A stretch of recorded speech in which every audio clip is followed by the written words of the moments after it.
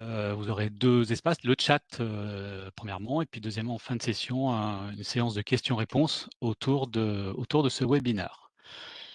L'atelier sera, animé par, Martine Lacombe et moi-même, donc qui est à mes côtés et je vous propose d'ores et déjà de démarrer sur, cette édition. Donc, quelques informations au préalable avant de rentrer dans le détail sur, les fonctionnalités. Tout d'abord, l'édition 2021 a été, développée au début de l'année dernière et finalisée, autour de la mi-mars.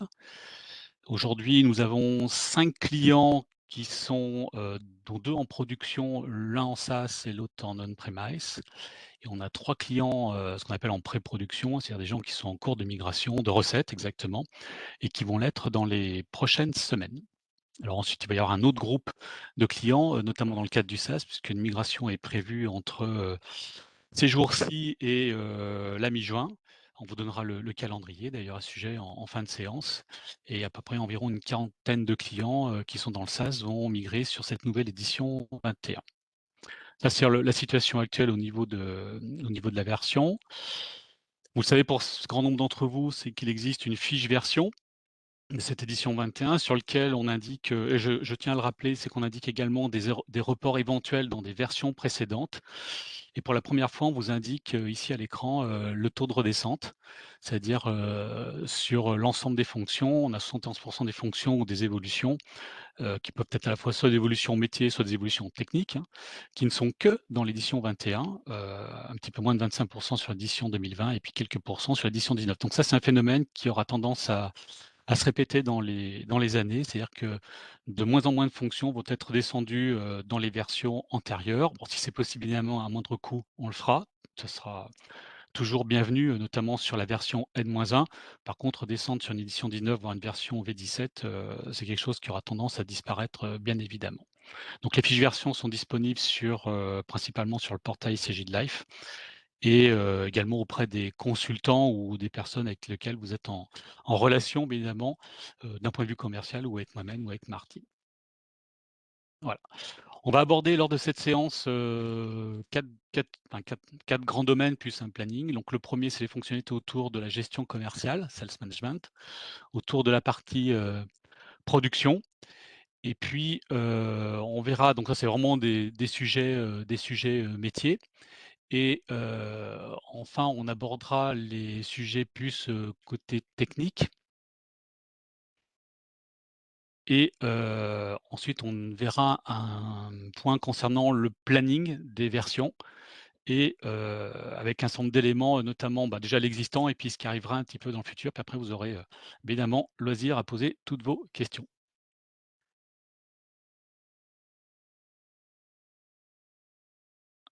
Je passe la main à Martine qui prend le relais. Bonjour à tous. Donc effectivement, plusieurs évolutions faites en ce qui concerne la partie sales management. On ne t'entend pas, Martine. Appuie sur ton bouton. Bonjour à tous, je pense que ça sera mieux comme ça.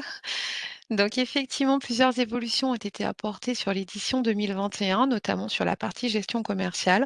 Donc l'objectif de ce webinaire, c'est de vous lister les modifications apportées, pas de rentrer dans le détail. Ça peut être fait ultérieurement avec nos consultants. Donc je vous donne juste une liste des évolutions. Donc, dans les premières évolutions apportées, on a ajouté 10 codes statistiques supplémentaires au niveau de la fiche client.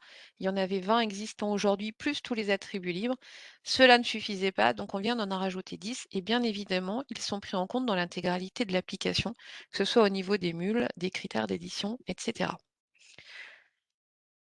Ensuite, une nouvelle fonctionnalité est apparue pour permettre le blocage des commandes clients, blocage aux différents niveaux, affectation, préparation, expédition ou facturation.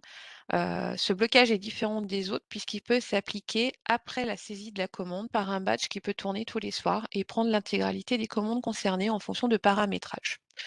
Donc il y a un petit programme à lancer, qui permet de se lancer par le cron pour être exécuté en planificateur de tâches. On a rajouté 2 petites informations intéressantes qui permettent notamment de pouvoir calculer le poids total d'une commande client. Donc c'est le poids de la taille de base, que ce soit au niveau article, au niveau produit. Quand vous prenez ce poids, vous multipliez par les quantités d'une commande, vous pouvez arriver à déterminer le poids total d'une commande pour une livraison et donc d'estimer le coût du transport. Ensuite, au niveau, des mules toujours et de la consultation des commandes clients, on a mis à disposition le kit représentant avec toutes les informations qui lui sont, liées. Donc cette information est disponible dans tous les CD 902, de 1 à 9 et de 11 à 13 et également dans le YB 009 que vous pouvez, qui vous permet d'avoir une visu détaillée de la commande. On a rajouté aussi la possibilité de pouvoir regrouper ou églater les BP selon des critères articles. Donc ça, c'est une nouvelle fonctionnalité au niveau du TA 330. Donc là, par exemple, vous allez pouvoir décider de faire des BP par marque, des BP par réseau, des BP par forme d'article. Et c'est pris en compte, notamment dans le programme, de génération des BP.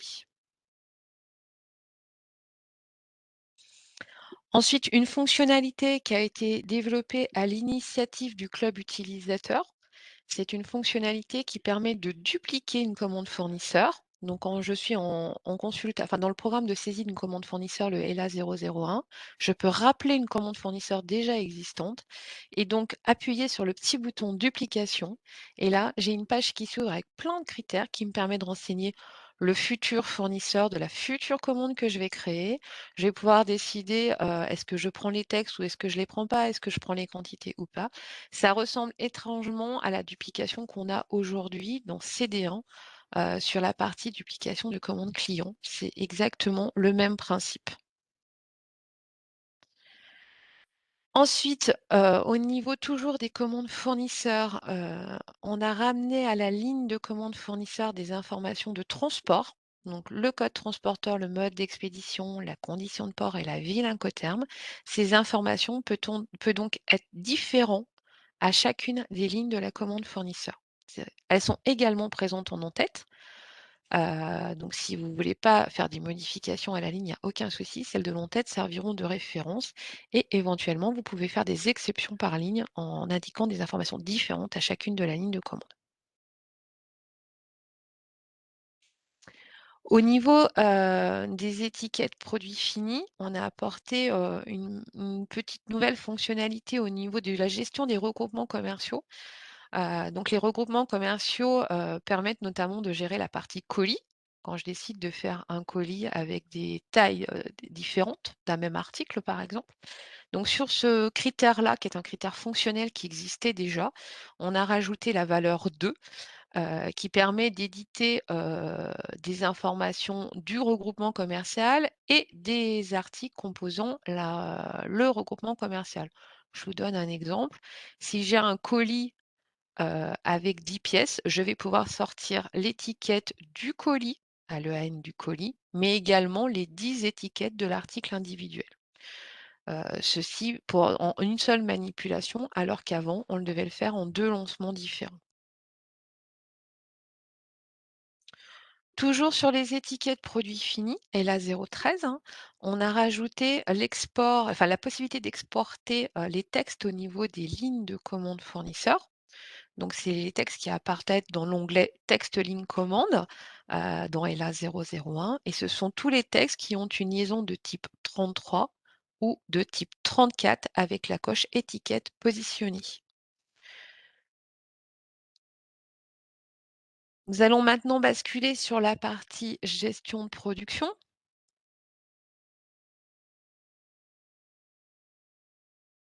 Donc, la première modification apportée concerne le SM042 qui permet d'éditer les ordres de mouvement matière. Donc on a rajouté une nouvelle valeur à une option qui existait déjà, qui s'appelle EDI ample comple. Cette nouvelle valeur permet d'éditer le détail par emplacement selon le mode de gestion de la famille matière dans le magasin. Donc si on vous donne un petit exemple, on le voit bien à l'écran, ça enfin ça sort le petit, tableau qui est encadré en rouge en plus, si on choisit cette valeur 2 avec tout le détail.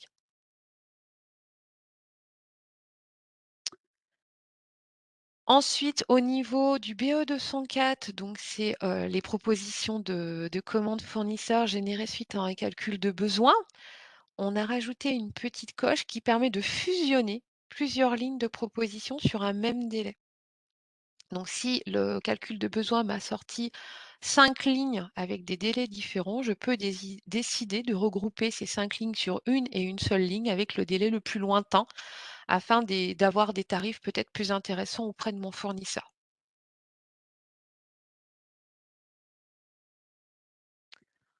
Ensuite, plusieurs petites modifications, de circularité pour plus de fluidité dans la navigation dans l'application.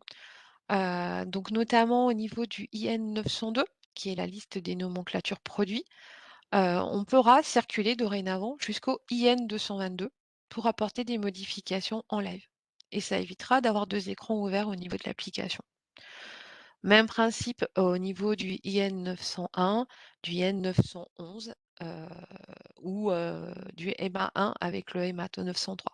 Tout ça, cette circularité-là, n'était pas possible auparavant et vous allez pouvoir naviguer très facilement au sein de toutes ces programmes et ces fonctions. De même, le ELA 902 avec le ELA 1, on a prévu une circularité vers le ELA 902 W02, qui est une nouvelle fonction qui permet de consulter les mouvements de stock par commande. Voilà en ce qui concerne la gestion de production. Si on continue, au niveau, des modifications plus larges et qui concernent l'intégralité de l'application, il y a une nouvelle fonction qui est apparue, dans l'application qui permet de purger des données par rapport à un code société. Actuellement, dans Orly, il existe une fonction de purge, donc on peut purger des historiques par rapport à une date. On pouvait purger, les articles, les clients, les matières par rapport à un code état.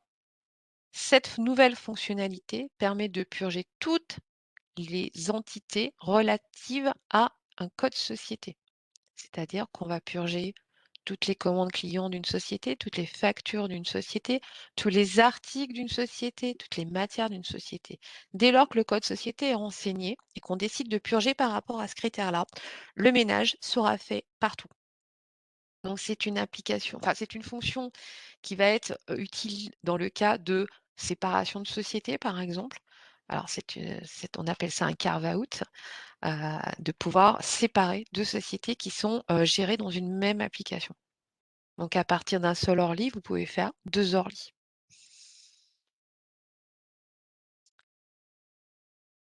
Dans, les échanges entre Orly et Y2, vous aviez 2 possibilités pour envoyer le stock à Y2. Soit vous envoyez par rapport à un code magasin Orly, soit vous envoyez le stock à partir d'une commande prévisionnelle, donc affectée, et cela vous obligeait à renseigner systématiquement ce numéro de commande prévisionnelle dans le TA 962, programme de paramétrage des exports vers CJ d'Y2. Donc là, il y a une nouvelle possibilité qui va vous éviter de renseigner à chaque fois ce numéro de commande. Vous pouvez très bien indiquer uniquement le code société, le code client et la nature de commande qui correspondra forcément à une nature de commande prévisionnelle. Et quand on fera l'export, on ira chercher toutes les commandes de cette nature de commande pour ce client-là. Et toutes ces cumuls de quantités vous donneront le stock qu'on enverra à Y2. Donc, si vous créez de nouvelles commandes en cours de saison ou sur une nouvelle saison, vous n'aurez pas besoin de venir modifier systématiquement le TA 962. Celui-ci fonctionnera sans aucun problème.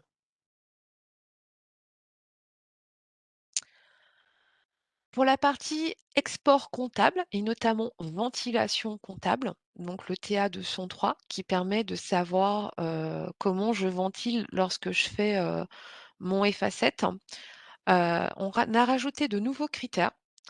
On a rajouté notamment, déjà les 10 codes statistiques clients, hein. Je crois même qu'il y avait pas du tout les codes statistiques, donc maintenant il y en a 30. Il y a les 30 codes statistiques clients qui vous permettent de faire des éclatements par code comptable. Mais on a aussi rajouté le code comportement d'achat et le client de regroupement, ce qui va permettre de faire une ventilation beaucoup plus fine qu'auparavant.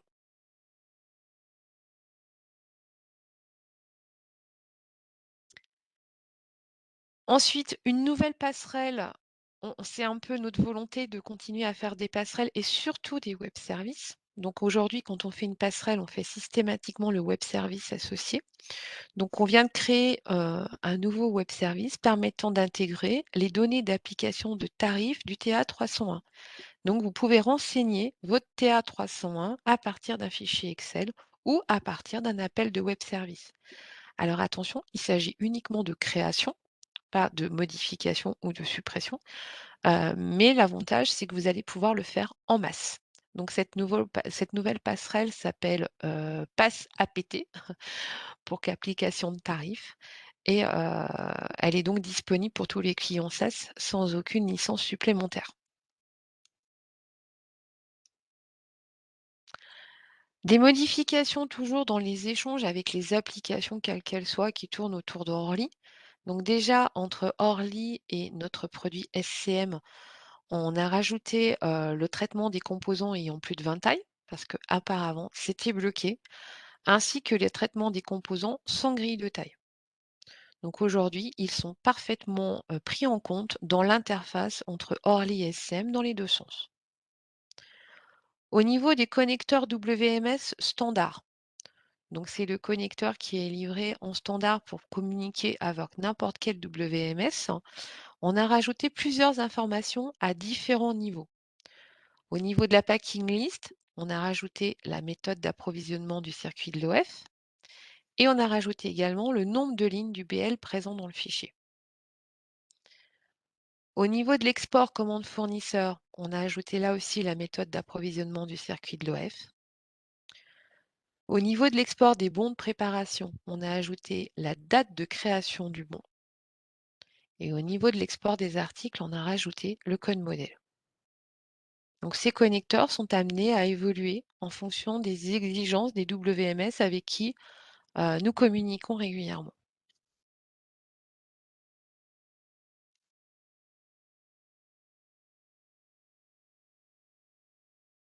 Quelques informations techniques. Donc la version Orly, édition, 2021 a été validée sur Windows 11 et également sur macOS Big Sur. Donc nous avons pu faire des tests chez nous et on confirme que Orly est compatible avec ces 2 OS.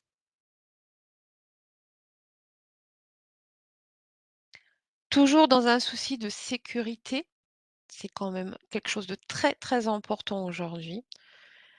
Les serveurs relais d'impression qui pouvaient être utilisés dans le passé ont été supprimés. Je sais que très peu de clients les utilisaient, donc il faudra faire attention lors du passage en édition 21, si vous en aviez d'activés. Donc là, vous voyez, c'était dans JP 535 que ça se paramétrait. Donc vous pourrez très facilement vérifier si vous êtes dans ce contexte ou pas. Donc cette fonctionnalité-là a été supprimée puisqu'aujourd'hui, nous ne sommes plus dans le même contexte.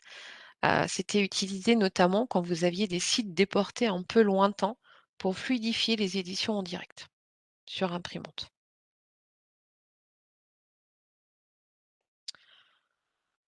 Le fameux outil Roméo, donc tout le monde a dû entendre un jour parler de Roméo, qui était notre outil qui permettait de faire du transfert de fichiers entre une plateforme Orly Unix et un serveur Windows, quel qu'il soit. Donc il y avait pas mal de paramétrages à faire et il permettait, de transférer les fichiers dans un sens comme dans l'autre.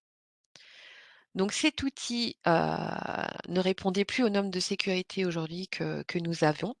Nous avons donc, supprimé cet outil-là. Il a été remplacé par des gestions de transfert sécurisées par SFTP, puisque lui ne faisait que du FTP, par du SFTP vers des sites distants.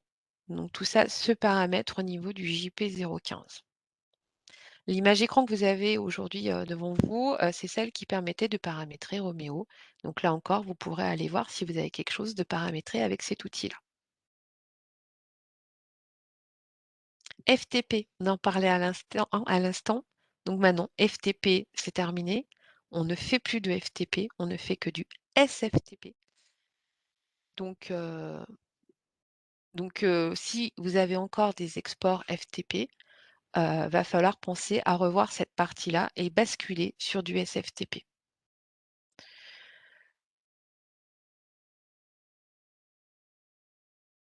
accès utilisateur. Donc comme je vous le disais également, on a de plus en plus de web services et toujours dans un souci de sécurité, nous contrôlons que par web service, les informations qui nous sont envoyées, ont bien lieu de nous être envoyées à l'utilisateur qui est indiqué. Donc au niveau du JP004, qui est la fonction qui permet de donner accès à certains utilisateurs à certaines fonctions, donc on a rajouté la partie portail, donc là, c'est au niveau du menu lui-même, et web service. Les 2 sont distincts. Donc je prends l'exemple du web service de création de commande client. Un utilisateur ne peut très bien ne pas avoir accès au CD001, qui est la fonction qui permet de créer des commandes clients, mais peut avoir accès au web service de création de commandes clients. Les 2 ne sont plus liés. Donc ceci permet d'avoir des utilisateurs dédiés pour les web services qui ne feront du coup que du web service. Donc attention, si vous utilisez déjà des web services aujourd'hui, quand vous passerez sur la 21, il faudra bien penser à donner accès à l'utilisateur que vous utilisez pour créer vos données. Là, c'est un rappel, mais qui est extrêmement important. Le PU400, c'est une fonction qui permet de faire des purges techniques. Celui-ci doit être mis dans vos tâches planifiées, tourné tous les jours et permet de supprimer des choses qui n'ont plus d'utilité. Que ce soit des historiques liés aux éditions, donc le JP530, hein, très clairement, le journal, les traces techniques, etc. Tout ce qui est export et import de données à partir d'un XC900, tout ce qui est connexion au portail, tout ce qui est web service, etc. Tout ça derrière, il y a des tables et des usages de fichiers qui sont liés à ces données-là, qui n'ont pas lieu d'être conservées en l'état. Elles consomment de la place de manière inutile. Donc il est important, de bien faire le ménage et donc cette fonctionnalité PU400 doit être planifiée obligatoirement chez chacun d'entre vous et tournée tous les jours.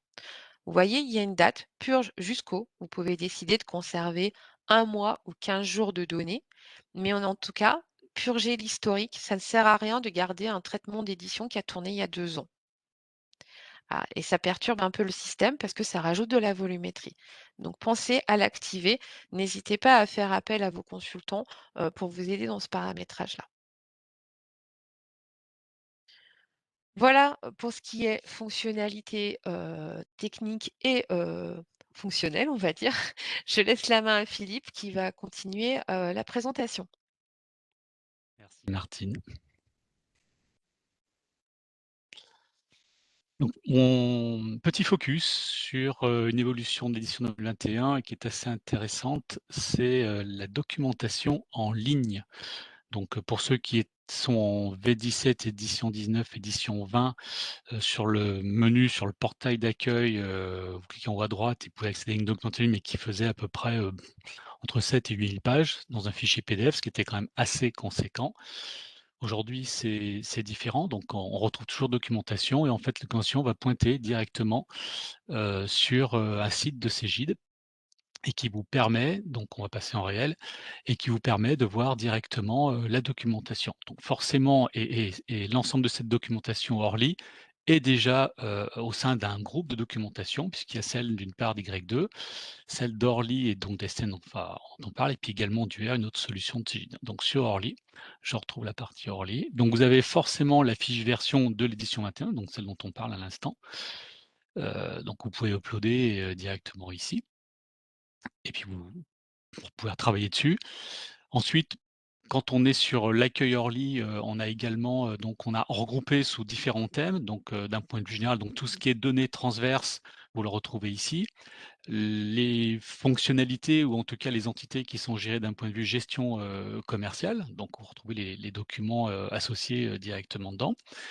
La partie, le son pendant, donc en gestion de production et puis, également tout ce qui concerne les modules et c'est là où je voulais en venir, puisque sur les modules, pour ceux qui sont en on-premise, je rappelle que quand on est dans SaaS, vous bénéficiez de la totalité des modules, des connecteurs, des messages EDI, des passerelles et des web services ainsi que tous les outils, hein, parce que c'est ce qu'on appelle une full version et dans le cadre des modules, vous retrouvez les modules que vous avez acquis et même ceux que vous n'avez pas acquis, parce que ça peut être aussi faire l'objet de curiosité de votre part, hein, et puis de voir de quoi il en retourne et également sur la partie connecteurs, la liste des connecteurs et les différents formats que vous pourriez, avoir. Donc, je vous les déroule ici, hein.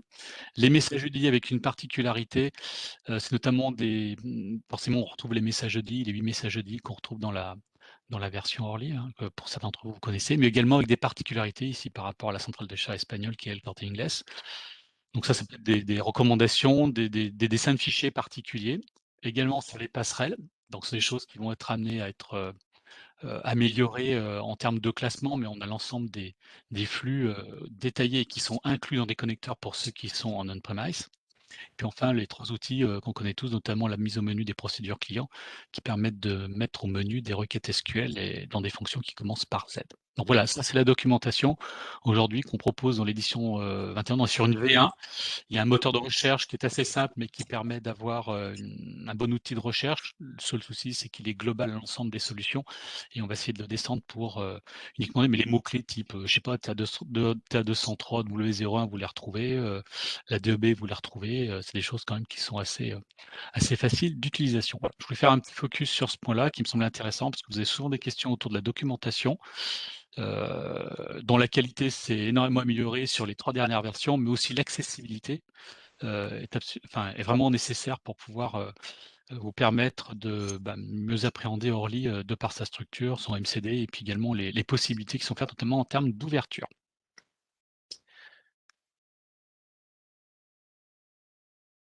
Sujet suivant, on voulait avec Martine vous donner une idée un petit peu de ce qui s'est passé sur l'édition 21 et surtout de vous donner de la visibilité sur les semaines et mois à venir en termes de disponibilité.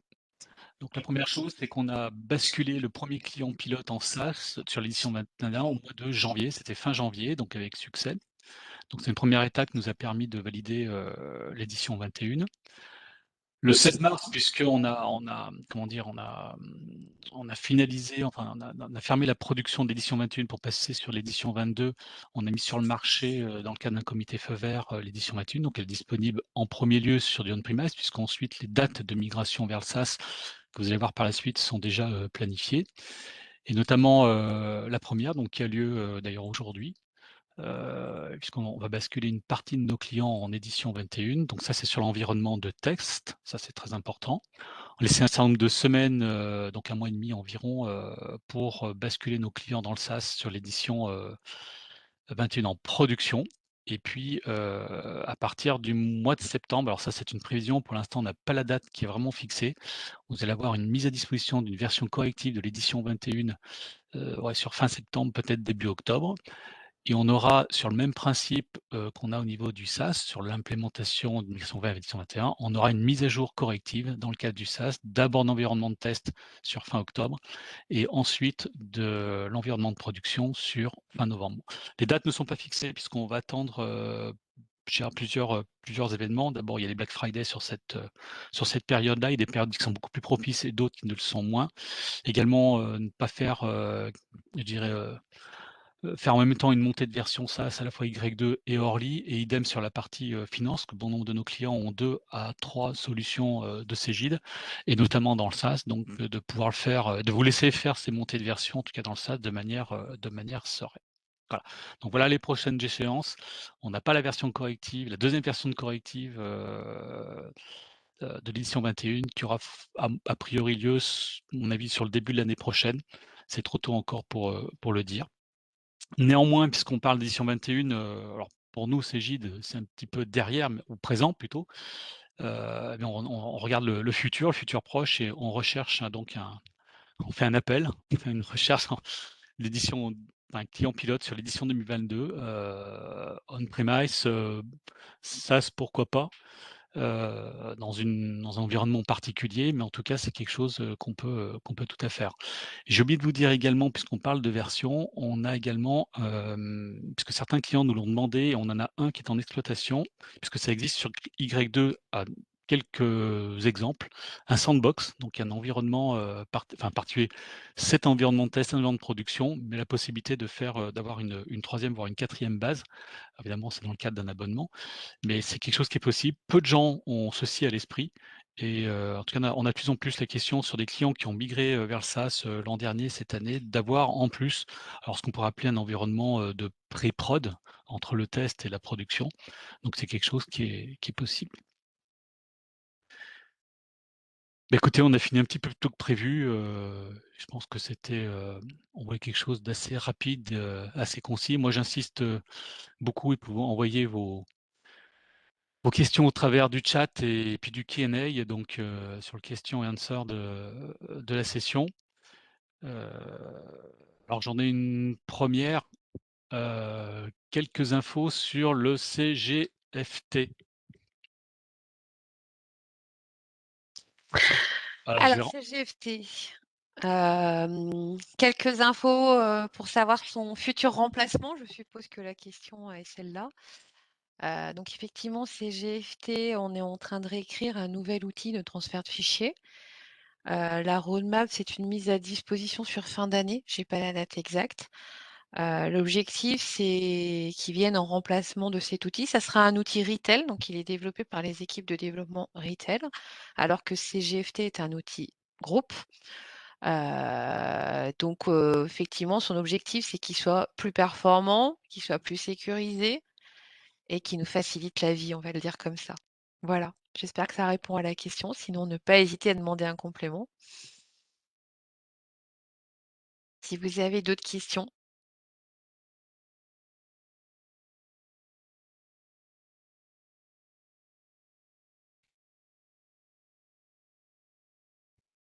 On va laisser encore quelques secondes avant de clore, sinon c'est que Martine, tu as été très claire,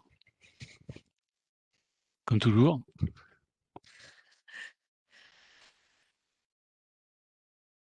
Donc peut-être que ça va en amener. Prochaine échéance, pardon, on va rejouer ce webinar, lundi prochain, même heure. Puisqu'en fait, il y a à peu près une 60-70 participants, dont un petit peu moins de la moitié aujourd'hui, donc une grosse moitié la semaine prochaine. On aura également, le 12 mai, un webinar, ça c'est pour les adhérents au club utilisateur, donc c'est uniquement sur la commission ERP Fashion, donc Orly, et ça sera uniquement autour du SaaS Orly avec, l'intervention d'Oracle France, qui nous a énormément aidé sur ces sujets-là. Et puis enfin, je rappelle, mais vous le savez déjà, le 13 et 14 juin, un événement de la BU-CJ de Retail, donc le CJ de Retail Connection qui se déroulera à Monaco. Il reste encore des places, donc il y aura le lundi 13 et le mardi 14 juin. Et concernant Orly, donc il y a une dizaine d'ateliers en global. Vous pouvez regarder sur le site web de CJ pour avoir l'agenda. Il y aura 2 sessions en français que j'animerai et qui seront le lundi en fin de matinée et le mardi matin. Voilà. Alors en attendant, il y a eu plein de questions. Est-ce qu'on pouvait vous nous envoyer cette présentation? Oui, elle est enregistrée. D'ailleurs, j'ai oublié de vous le dire, je m'en excuse. D'habitude, on le cite systématiquement, donc elle sera disponible. Est-ce que la doc 2021 est accessible à tous? Oui, bien sûr. Donc ce que j'ai dit en introduction, hein, donc soit sur CJ de Life, soit vous nous demandez aux uns et aux autres et on vous pousse, le fichier PDF qui fait quoi de l'ordre d'une trentaine de pages et dont Martine et moi avons extrait, les informations qu'on vous a présentées aujourd'hui. Alors, autre question, est-ce que toutes les nouveautés métiers demandent un accompagnement d'un consultant ou est-ce que c'est accessible par tous sans impact? Eh ben, j'allais te dire ça dépend. Ça dépend en fait du niveau, si c'est, je prends l'exemple des critères statistiques, de la fiche client que Martine évoquait au départ. Franchement, non, il y a pas de vous connaissez les 20 premières ou les X premières parmi les 20 existantes, c'est ultra facile. Si vous voulez, je sais pas si c'est un flux qu'il faut paramétrer ou l'activation des web services ou des choses comme ça. Non, il faut être absolument accompagné. Moi, je vous conseille d'être accompagné, sur des sujets, d'intégration, d'interfaçage, on a évoqué, tout à l'heure le lien entre Orly Grey 2 et une modification sur, l'affichage du stock disponible. Oui, il faut être accompagné. On ne fait pas ça comme ça. Même si les docs sont de mieux en mieux documentés, sont de plus en plus détaillés, chaque client a son propre environnement. Martine parlait du TA962, on a encore qui sont sur du TA961, certains sont sur du TA963 spécifique. Ça, on peut pas le deviner à l'avance. Donc, tant qu'on reste dans le standard, Sur des choses simples, oui. Dès que lors qu'il y a des fonctions qui sont un petit peu transverses ou qui pourraient avoir des impacts transverses, non, il faut absolument être accompagné par un consultant. Est-ce que l'affichage des EAN, donc des ESKI, en ligne est possible en ligne? Alors attendez, la question est en 2 parties. Est-ce qu'on peut afficher uniquement les EAN préparés? Non, on ne peut pas afficher que les EAN préparés, de même qu'on ne peut pas afficher que les EAN commandés. Aujourd'hui, si vous avez des EAN pour l'intégralité de vos grilles de taille, ils sortiront, tous au niveau du CD 902. Je crois qu'il y a d'autres questions, Philippe, en dessous, si tu descends un peu. Est-ce qu'on vous dit pas tout, hein? On est en double écran. Non, c'est tout bon.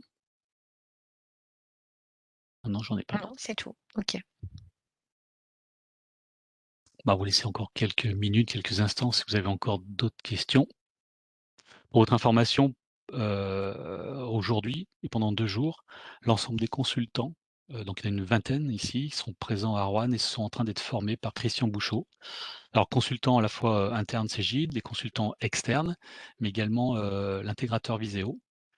Et je pense oui, il y aura aussi également et on risque de faire des sessions auprès de nos partenaires tunisiens et marocains, dans une deuxième étape et il y a forte chance que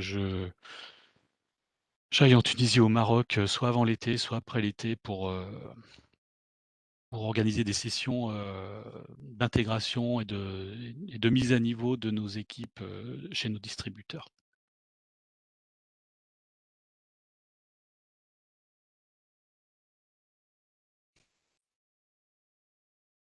Écoutez, a priori, il n'y a pas d'autres questions. Merci à toutes et à tous d'avoir suivi cette session. Elle est enregistrée. Vous allez recevoir le lien. Je vous souhaite une bonne fin d'après-midi. Enfin, Martine se joint à moi également. Je vous souhaite une bonne soirée Bonsoir à tous, bon après-midi. et encore merci.